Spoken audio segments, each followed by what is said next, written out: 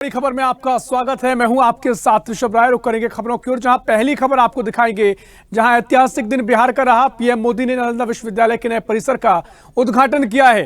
और दूसरी बड़ी खबर आपको दिखाएंगे दिल्ली से, जहां मंत्री आतिशी ने दिल्ली में जल संकट को लेकर पीएम मोदी को पत्र लिखा है। तीसरी बड़ी खबर हरियाणा से होगी, जहां कांग्रेस को बड़ा झटका लगा है। किरण चौधरी ने बीजेपी का दामन थाम लिया है।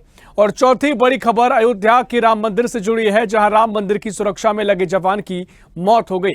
पांचवी बड़ी खबर छत्तीसगढ़ से है, जहां सीएम विष्णुदेव साय ने मॉनसून का स्वागत करते हुए खेत में धान के बीज का छिड़काव किया है। तो ये 5 बड़ी खबरें आपको स्वदेश न्यूज की टीवी स्क्रीन पर दिखा रहे हैं।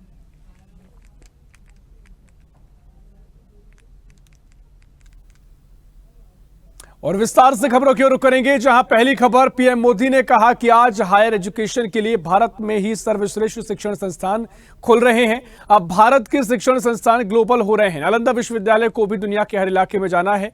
दुनिया बुद्ध के इस देश के साथ कंधे से कंधा मिलाकर चलना चाह रही है।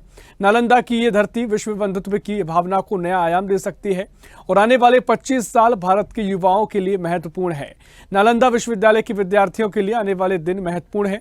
आप अपने ज्ञान को समाज को एक सकारात्मक बदलाव के लिए प्रयोग करिए। अपने ज्ञान से बेहतर भविष्य का निर्माण कीजिए। नालंदा का गौरव भारत का गौरव है। आपके ज्ञान से पूरी मानवता नई दिशा मिलेगी। मुझे विश्वास है कि हमारे युवा आने वाले समय में पूरे विश्व को नेतृत्व देंगे।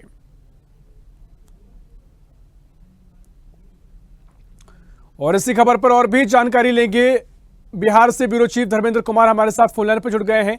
धर्मेंद्र, नालंदा विश्वविद्यालय के कैंपस का उद्घाटन पीएम मोदी ने किया है और बिहार पहुंचे, कहा कि नई सरकार बनने के पहले 10 दिनों में नालंदा पहुंचा हूं। उनके लिए भी एक महत्वपूर्ण बात उन्होंने बताई, गौरव की बात कहा।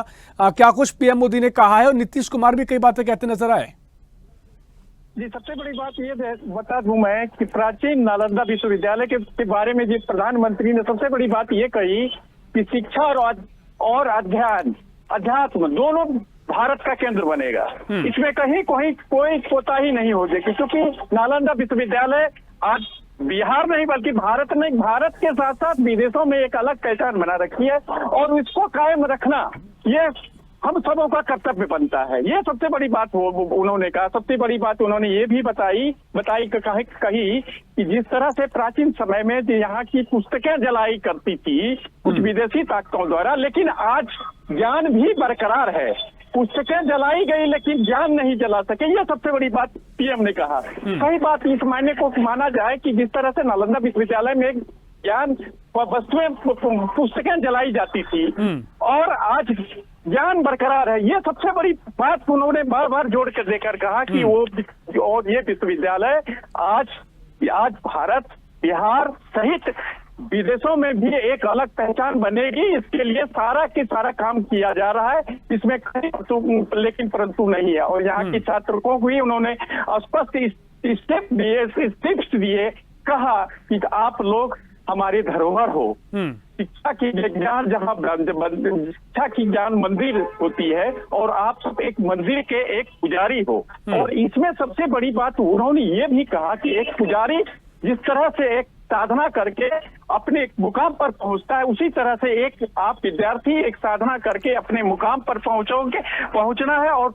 मुकाम के साथ साथ देश नहीं विदेशों में भी अपनी पहचान नालंदा को कायम रखना। ये सब उन्होंने जिस तरह से बातें कही और कहा कि ये नालंदा विश्वविद्यालय प्राचीन का एक स्तंभ है, शिक्षा का एक मंदिर है। इस मंदिर को संजोए रखना हम सभी भारतवासियों का कर्तव्य बनता है, क्योंकि यहाँ की जो शिक्षण की जो दीप प्रज्वलन होती है ये सारे विश्व में प्रज्वलन हो।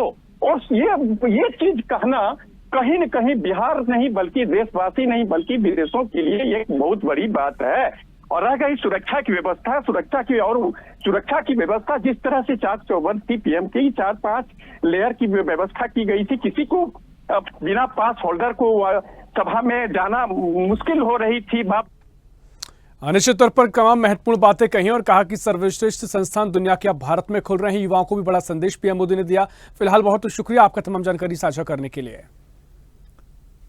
और रुक करेंगे अगली बड़ी खबर की ओर, जहां दिल्ली में पानी का जबरदस्त जल संकट पैदा हो गया है। दिल्ली में क्या आम और क्या खास, हर इलाके में पानी की किल्लत बढ़ गई है। इसे लेकर दिल्ली की जल मंत्री आतिशी ने प्रधानमंत्री मोदी को चिट्ठी लिखी है, पत्र लिखा है। उन्होंने कहा कि दिल्ली को उसके हक का पानी नहीं मिला तो 21 जून से अनिश्चितकालीन अनशन पर बैठूंगी। आतिशी ने बताया कि मैंने प्रधानमंत्री मोदी को चिट्ठी लिखकर विनम्र निवेदन किया है कि वो दिल्ली के लोगों को पानी दिलवाएं, चाहे हरियाणा से पानी दिलवाएं या कहीं और से, लेकिन किसी भी तरह से पानी दिलवाया जाए। अगर 21 जून तक दिल्ली को अपने हक का 100 MGD पानी नहीं मिला तो मुझे पानी के लिए सत्याग्रह शुरू करना पड़ेगा। मैं 21 जून से अनिश्चितकालीन अनशन पर बैठ जाऊंगी जब तक दिल्ली वालों को उनके हक का पानी नहीं मिल जाता। और इसी खबर पर और भी जानकारी के लिए दिल्ली से हमारे सहयोगी इरफान खान हमारे साथ लाइव जुड़ गए हैं। इरफान, लगातार दिल्ली में जल संकट गहराता जा रहा है। अब मंत्री आतिशी ने प्रधानमंत्री मोदी को पत्र लिखा है और तमाम बातें कही। अगर उनकी मांगें पूरी नहीं होती तो अनशन पर बैठेंगी, सत्याग्रह अनशन करेंगी।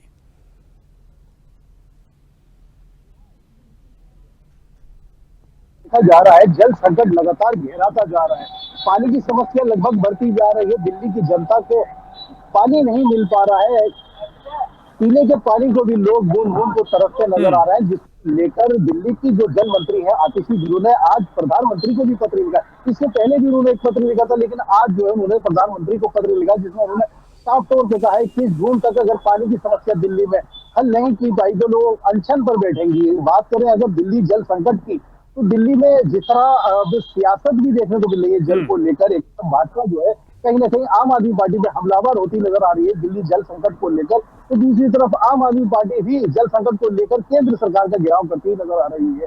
टैंकर माफिया का जो आरोप भाजपा लगाती है आम आदमी पार्टी पे, टैंकर माफियाओं का एक बड़ा जो आरोप है वो देखने को मिल रहा है। टैंकर माफियाओं को लेकर कई टिप्पणियां की जा रही है। फिलहाल दिल्ली की जनता पानी की बूंद बूंद को तरसती नजर आ रही है, जिसको लेकर लगातार सियासत भी अब गरमाती नजर आ रही है। निश्चित तौर पर देखिए, संकट गहरा है, संकट बड़ा है और हालांकि सियासत भी इस पर गरमा रही है। देखना महत्वपूर्ण होगा कब तक दिल्ली वासियों को राहत मिलेगी। फिलहाल बहुत बहुत शुक्रिया आपका तमाम जानकारी साझा करने के लिए।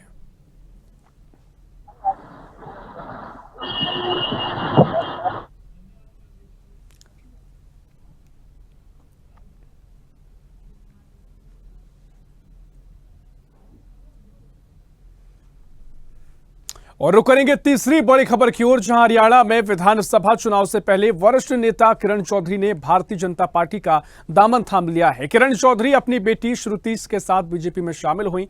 आज सुबह 10:30 बजे बीजेपी के हेडक्वार्टर में हरियाणा के मुख्यमंत्री नायब सिंह सैनी और पूर्व सीएम और केंद्रीय मंत्री मनोहर लाल खट्टर की मौजूदगी में किरण चौधरी बीजेपी में शामिल हुई। कांग्रेस छोड़ने के एक दिन बाद बीजेपी में शामिल होने के बाद किरण चौधरी ने कहा कि मैं कांग्रेस की बहुत समर्पित कार्यकर्ता रही। मैंने कड़ी मेहनत से अपना जीवन कांग्रेस को समर्पित किया, लेकिन कुछ सालों में मैंने देखा कि हरियाणा कांग्रेस एक व्यक्ति केंद्रित पार्टी बन गई है। वे नहीं चाहते कि कांग्रेस आगे बढ़े। उन्होंने ऐसी नीतियों का पालन किया तो आप समझ सकते हैं कि हरियाणा में कांग्रेस कभी आगे नहीं बढ़ पाती। उनके कारण बड़े नेताओं ने पार्टी छोड़ दी। मैंने ये कदम ये सुनिश्चित करने के लिए उठाया कि मेरे कार्यकर्ताओं को उनके उचित अधिकार, सम्मान और समान अधिकार मिले हैं।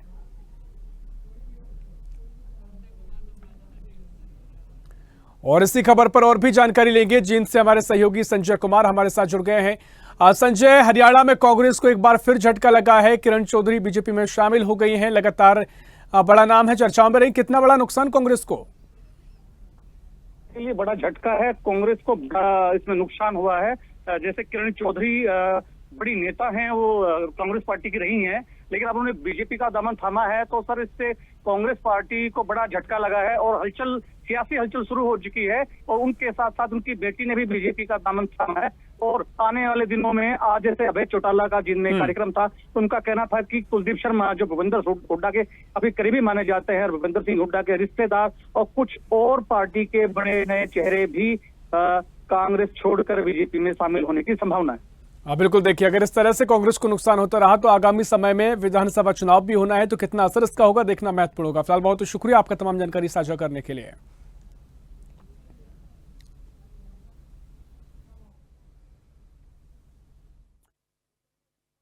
जहां अयोध्या में राम मंदिर की सुरक्षा में तैनात एक जवान की गोली लगने से मौत हो गई है। घटना बुधवार सुबह करीब 5:25 की बताई जा रही है। जवान का नाम शत्रुघ्न विश्वकर्मा है।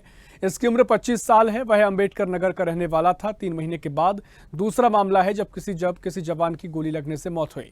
मीडिया रिपोर्ट के मुताबिक गोली की आवाज सुनकर बाकी साथी मौके पर पहुंचे। देखा कि जवान को गोली लगी हुई है, वह खून से लथपथ पड़ा हुआ है। उसे अस्पताल ले जाया गया। यहां से घायल जवान को ट्रॉमा सेंटर भेज दिया गया गया, लेकिन वहां पर डॉक्टर ने जवान को मृत घोषित कर दिया। जवान की मौत के बाद मंदिर क्षेत्र में हड़कंप मच गया। आईजी और एसएसपी मौके पर पहुंचे। घटनास्थल की पूरी तरह से जांच की गई। फॉरेंसिक टीम ने भी मौके पर पहुंचकर जांच की। शुरुआती जांच के बाद आत्महत्या का मामला बताया जा रहा है। शव को पोस्टमार्टम के लिए भिजवा दिया गया है। और इसी खबर पर और भी जानकारी लेंगे। अयोध्या से हमारे सहयोगी अंकुर पांडे हमारे साथ जुड़ गए हैं।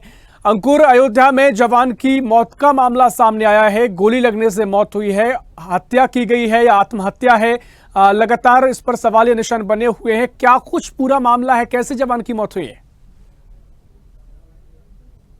सुबह लगभग 5:30 बजे के आसपास जो है शत्रुघ्न विश्वकर्मा, जो कि राम जन्मभूमि सुरक्षा में स्पेशल सुरक्षा में तैनात एसएसएफ के जवान हैं, वो वहां पर ड्यूटी पॉइंट पे तैनात थे और अचानक 5:25 पर ये खबर मिलती है कि जवान की जो है संदिग्ध परिस्थितियों में मौत हो गई है। पहला ही मामला है कि इससे पहले कई जवानों की संदिग्ध परिस्थिति में राम जन्मभूमि के अंदर हो चुकी है। कहीं पीएससी के जवान तो कहीं सीआरपीएफ के, तो कहीं एसएसएफ के जवान है, उनकी मृत्यु के मामले सामने आ गए। हालांकि घटना होते ही हड़कंप मच गया पूरे मंदिर परिसर में। हड़कंप मच गया, सुबह का वक्त था और लोग जो मंदिर के अंदर जा रहे थे, उसी समय ये हड़कंप मचा। और जब ये आत्महत्या, जिसमें लोगों का कहना, जो वहाँ से जो साक्ष्य है उनका ये कहना है कि आत्महत्या है, लेकिन फिलहाल जिले के आला अधिकारी है इस पर लगे हुए फॉरेंसिक टीम पहुंच गई है, जांच कर रही है कि आखिर मृत्यु का कारण क्या रहा है। हालांकि अभी तक पोस्टमार्टम की रिपोर्ट में सामने नहीं आई है। पोस्टमार्टम की रिपोर्ट आने के बाद ये साफ हो जाएगा कि हत्या थी कि आत्महत्या है। निश्चित तौर पर देखिए, बड़ी दुखद खबर है, क्योंकि 25 वर्षीय युवा भी जवान रहा, तो काफी इसके लिए और भी परिजन के लिए, देश के लिए काफी दुखद खबर है। बहुत शुक्रिया अंकुर, आपकी तमाम जानकारी साझा करने के लिए। और रुक करेंगे आखिरी बड़ी खबर की ओर, जहां छत्तीसगढ़ के बस्तर इलाके में मानसून ने दस्तक दे दी है। मानसून की दस्तक के साथ ही प्रदेश के कुछ इलाकों में धान की बुआई शुरू हो गई है। बुआई के बाद धान की नर्सरी तैयार हो जाती है, जिससे खेतों में रोपा जाता है। छत्तीसगढ़ के सीएम विष्णुदेव साय ने खेत में धान बीज का छिड़काव किया। इसके वीडियो सामने आए हैं। धान के छिड़काव से पहले सीएम विष्णुदेव साय ने अपने इष्ट देव की पूजा की। दरअसल छत्तीसगढ़ के बस्तर इलाके में मानसून ने दस्तक देती है। रफ्तार धीमी होने की वजह से रायपुर पहुंचने में अभी वक्त लगेगा। मानसून की एंट्री के साथ ही प्रदेश के धान बीज का छिड़काव होने लगा है। धान की खेती के लिए पानी की आवश्यकता सबसे ज्यादा होती है। छत्तीसगढ़ सीएम विष्णुदेव साय भी किसान परिवार से आते हैं। उन्होंने अपने खेत में धान का छिड़काव किया है। और इसी खबर पर और भी जानकारी लेंगे, लेकिन ये अपडेट आपको दे रहे हैं, जहां मुख्यमंत्री विष्णुदेव साय ने छत्तीसगढ़ में मानसून का स्वागत किया है और विष्णुदेव साय ने खेत में धान बीजा छिड़का है और बस्तर इलाके में मानसून ने दस्तक दी है, जिसके चलते ही मुख्यमंत्री भी कृषि के रंग में रंगे नजर आए।